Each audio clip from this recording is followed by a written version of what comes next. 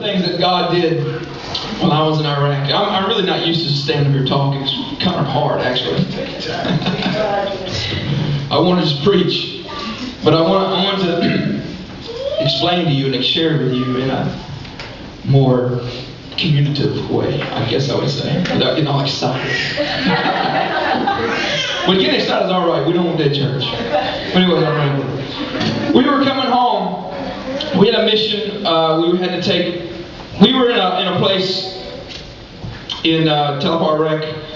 We had 2 different bases, one in Tel Afar and one in Sykes, and we convoyed back and forth several times.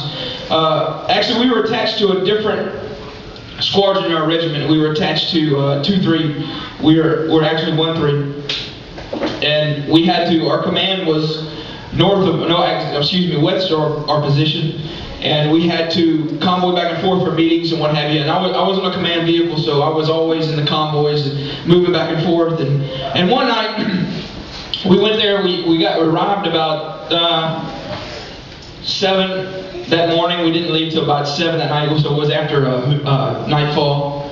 And we were on our way back, and I was sitting there, and my job was I was a gunner on a Humvee, and I was pulling rear security that night. First of all, let me tell you this. Let me back up and tell you this. I was not even supposed to be on that convoy that day. I was the commander's gunner. And I was pulled off of that convoy that day. I had a class for learning how to use an LRAS sight. It's a long-range sight that you can see very long ways. It's a 60-power digital sight. And night vision capabilities, thermal capabilities. It's pretty cool. But I was supposed to be going to this class. Well, at the last minute, the class was canceled. And they already had a replacement for me on my truck, but they needed one more guy. So instead of putting me on my truck, they moved me to the rear truck as a gunner on the rear truck. So we're rolling down. Let me go fast forward back to where we were. We're already in Sinjar. We're coming back to Sykes now. And we're rolling along. And I'm sitting there, I'm thinking, you know what, God? This is August. I said, I know you've done a lot for me. I believe that. Because I know there's a lot of dangerous stuff out here. But I haven't really seen anything. I haven't seen your hand. Oh, I should have never said that.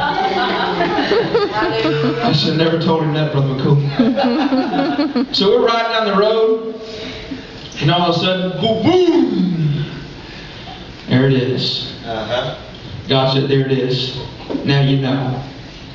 It hit the truck that I was supposed to be in, first of all. It also hit our truck, but it didn't hurt a single person.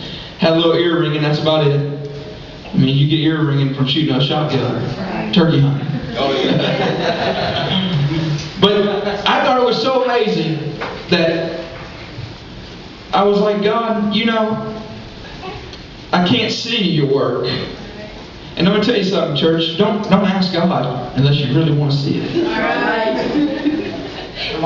If you really don't want your eyes opened up to spiritual things, then don't ask Him for it. All right. That's right. That's right. Because He will do it.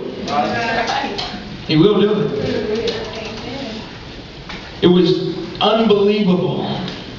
I'm talking about now. Just for me speaking this, I wish we had PowerPoint. I could do little slides. It'd be pretty cool.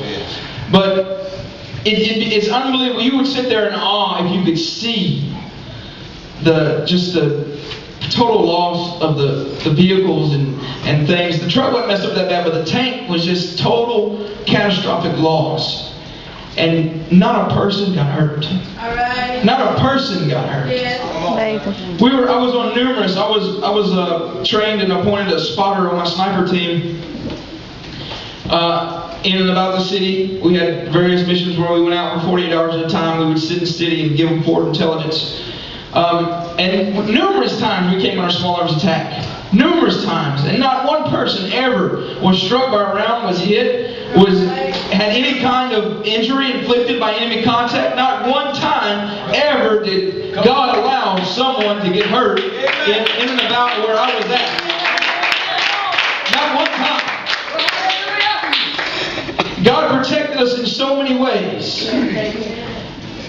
Let me tell you this. Remember that Brother McCool prophesied about, I can't remember exactly what you said, But it was something along the fact that they were going to injure themselves. They were going to try to plot something against us, and it was going to backfire on them. Well, there was a patrol along one of the routes that we do, and it wasn't us that found them, but there was another company that went through there, and they found two men that had blown themselves up trying to set a bomb on a roadside of our patrol. There you go. The reason I'm telling you this tonight, church, and it's kind of low key, but whatever you ask God for, He'll do it. I'm going to tell you something. I know who my keeper is. I know without a doubt who my keeper is. Now let me take this from the physical side to the spiritual side. Because I've already said this before, but it'll stick in my mind till the day I die. But when I went into that porta-john that day, and I looked on that wall, and I said, God, I don't want to die over here. I've got family. I've got a son to raise. I've got a daughter to raise. I've got a daughter that was just born. I want to go home safe. He said, go to the bathroom. I went to the bathroom, and on the wall, he said, read Psalms 91. And I said, why in the world would I want to read that scripture? Come on now. And I don't know if you were here last time I did this, but I'm going to do it again because it's so awesome. Come on. But it says, he that dwelleth in the secret place of the Most High God abide under the shadow